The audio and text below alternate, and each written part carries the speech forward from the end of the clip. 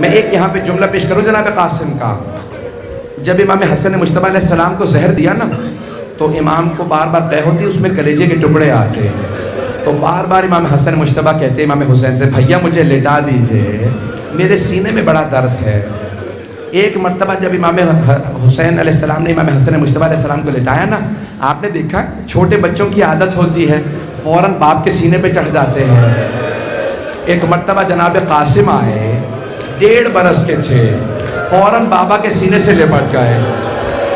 جناب فروا آئیں اور ایک مرتبہ کہا قاسم بابا کے سینے میں بڑی تکلیف ہے, بیٹا بابا کے سینے سے اتر آؤ. امام حسن مجتبیٰ نے کہا فروا رک جاؤ, میرے قاسم کو میرے سینے پہ رہنے دو. جب یہ میرے سینے سے لپٹتا ہے مجھے سکون سا ملتا ہے. شاید مولا کی نگاہوں میں میدان کربلا ہو جہاں ایک لاشے پہ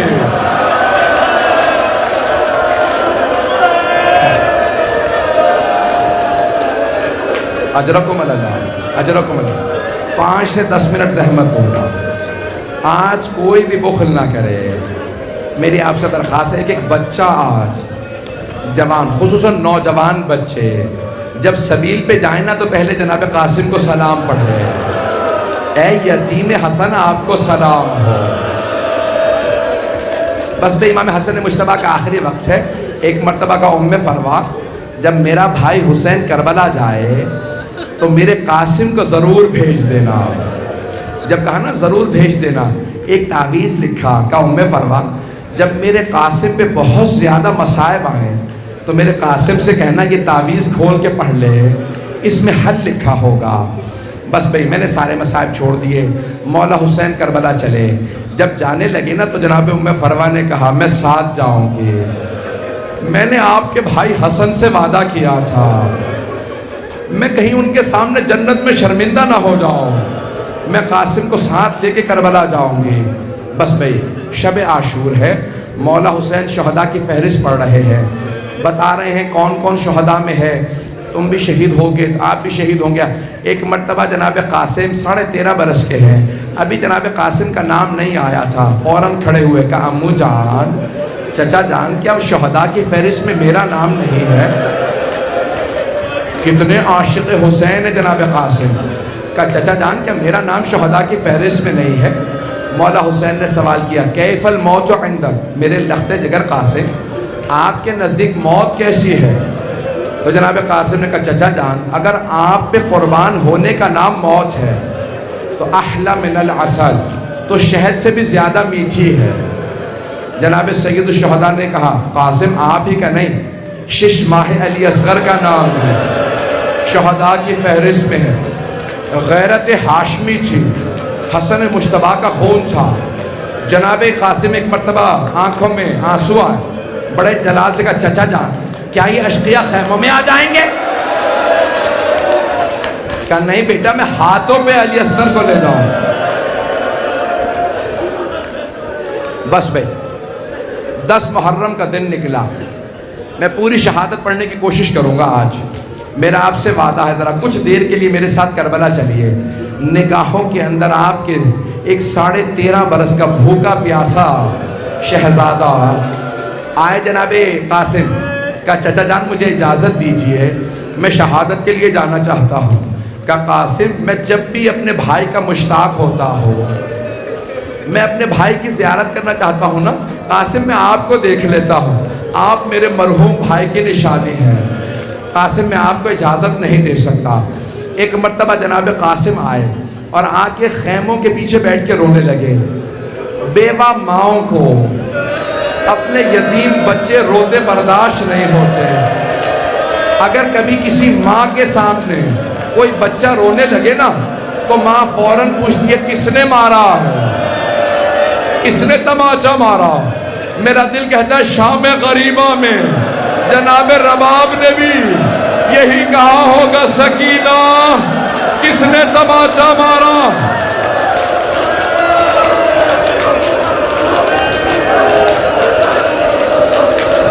نہیں ابھی نہیں.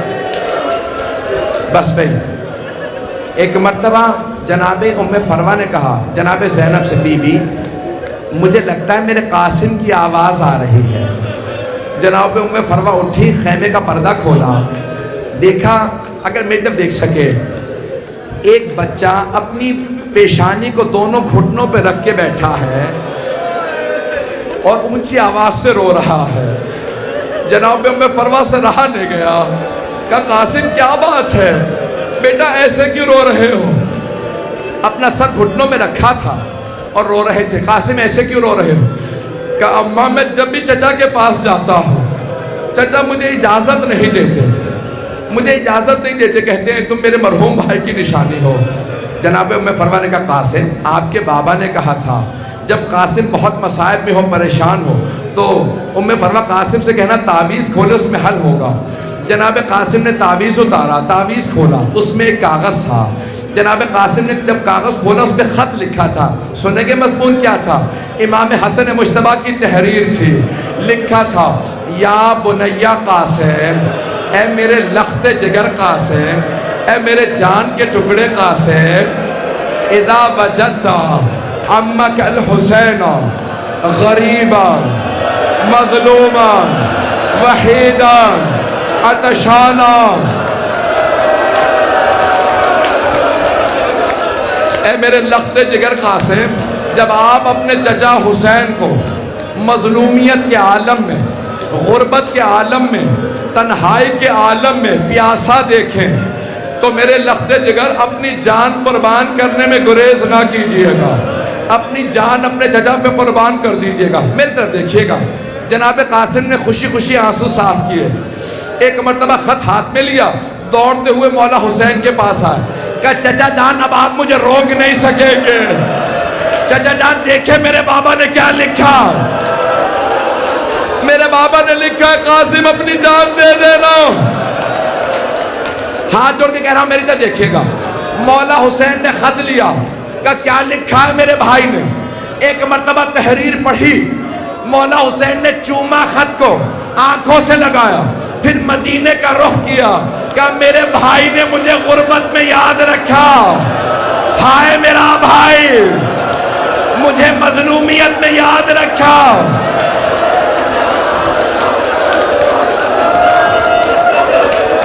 بس میں 2 منٹ کی زحمت اور لوں گا، نہیں میرا بھائی۔ ایک مرتبہ جناب سید الشہداء مرحوم کاشی نے لکھا روضۃ الشہداء میں، جناب سید الشہداء اونچی اونچی رونے لگے۔ جب کوئی غربت کے عالم میں پردیس میں ہوتا ہے نا، اپنے بڑے یاد آتے ہیں۔ جناب سید الشہداء اونچی اونچی رونے لگے، ہائے میرے بھائی نے مجھے یاد رکھا۔ روتے روتے اپنی باہیں جناب قاسم کے گلے میں ڈالی۔ مرحوم کاشی کہتے ہیں دونوں چچا بھتیجا رونے لگے، روتے روتے غشیہ علیہما، غش کھا کے زمین پہ گر گئے۔ جب ہوش میں آئے تو کہا عباس ذرا زرہ لا دو، قاسم کو زرہ پہنا دو۔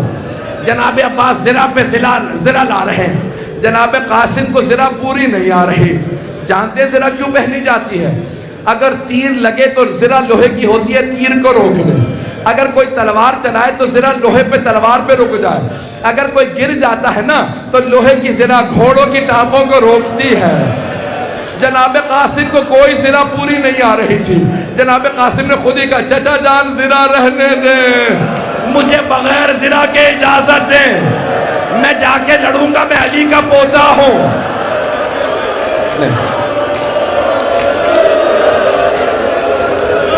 مولا حسین نے اپنے ہاتھوں سے جناب قاسم کو سوار کرایا۔ ایک مرتبہ جناب سید الشہداء نے جناب قاسم کو بھیجا۔ جیسے جناب قاسم گئے، بڑے بڑے سورما، بڑے بڑے دلیر افراد سامنے آتے، جناب قاسم فنار کر دیتے، نعرہ لگاتے یا علی کا، اور ایک مرتبہ تلوار چلاتے، سر قلم کر دیتے۔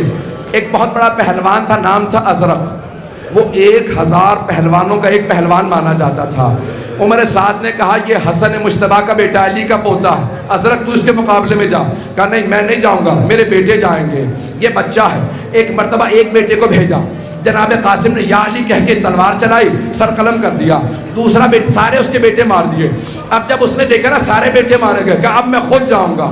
جیسے ہی وہ چلا، مولا حسین نے کہا پروردگارا وہ 1000 کا ایک ہے، میرا قاسم بھوکا بھی ہے، پیاسا بھی ہے، پروردگارا میرے قاسم کو فتح دے دے۔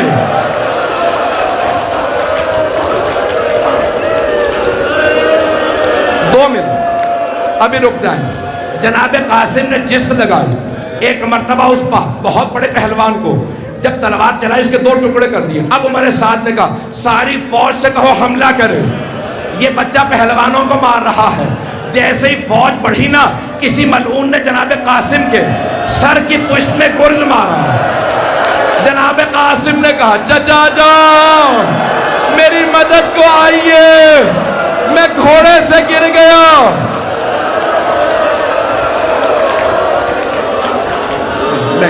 نہیں میرا بھائی، میرا بچہ، نہیں ابھی رک جائیں۔ جناب قاسم گر گئے۔ تمام مورخین مقاتل نویسوں نے لکھا امام حسین ایسے تیزی سے آئے جیسے عقاب آتا ہے۔ مولا حسین آئے، جب ساری فوجیں دوڑی، جناب قاسم نے زرہ نہیں پہنی تھی، جب گھوڑے دوڑ رہے تھے، بچہ تڑپ رہا تھا، بازو الگ ہو گئے۔